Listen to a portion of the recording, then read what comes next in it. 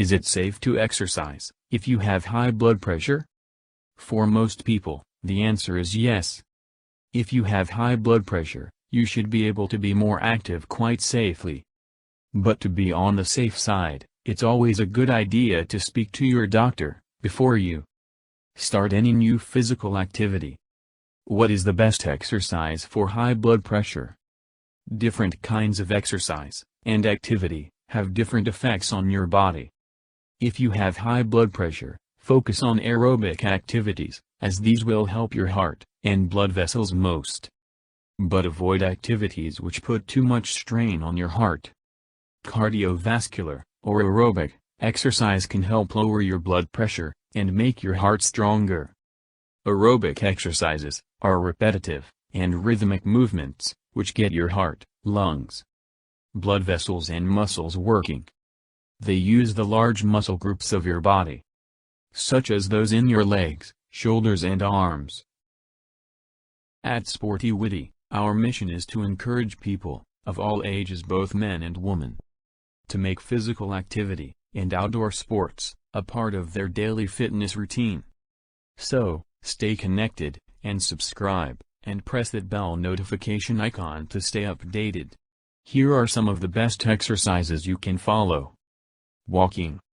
10 minutes of brisk or moderate walking 3 times a day. It takes about 1 to 3 months of regular walking to have an impact on your blood pressure. The benefits last only as long as you continue to exercise. Swimming. The available research indicates that swimming exercise performed regularly in the pool is very effective in reducing blood pressure in patients with hypertension. This can be accomplished with intensity, mild to moderate, and a frequency, 3 times a week, of swimming that most adults can perform. Dancing. A new study found that hula dancing, a famous type of dance in Hawaii, has been linked to a lower blood pressure reading.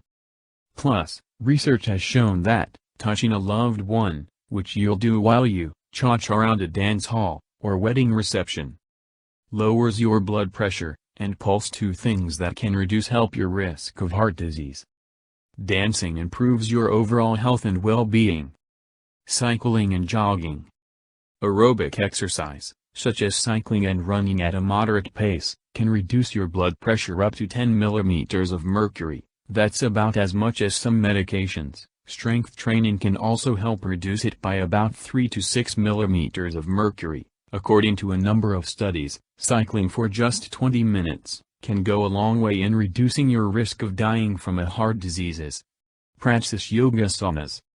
Yoga, which commonly involves breathing control, posture, and meditation techniques, is highly recommended and is also effective in reducing stress and blood pressure. Exercises to avoid. Any exercise that is very intensive for short periods of time, such as sprinting or weightlifting. They raise your blood pressure very quickly and put too much strain on your heart and blood vessels. Some extreme sports such as scuba diving or parachuting can be dangerous.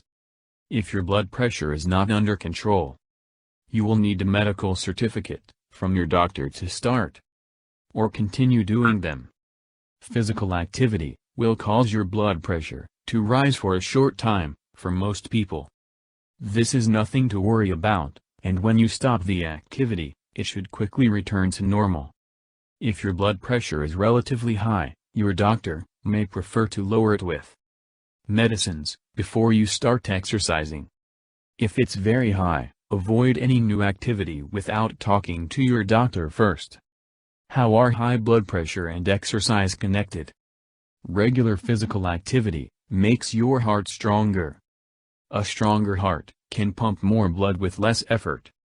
If your heart can work less to pump, the force on your arteries decreases, lowering your blood pressure. How does being active help lower your blood pressure? Being active lowers your blood pressure by keeping your heart and blood vessels in good shape, lowering your risk of heart disease and stroke. If you have high blood pressure, your doctor will probably suggest that you try to become more active to lower it. It has countless other benefits too. Exercise strengthens the bones and improves balance. It keeps your muscles and joints moving, which can help keep you active and independent in later life. It can give you more energy, and lift your mood, and even improve your cognitive function. What works best for you? Do let us know your comment below, and if you like the content of this video, do not forget to like, share and subscribe.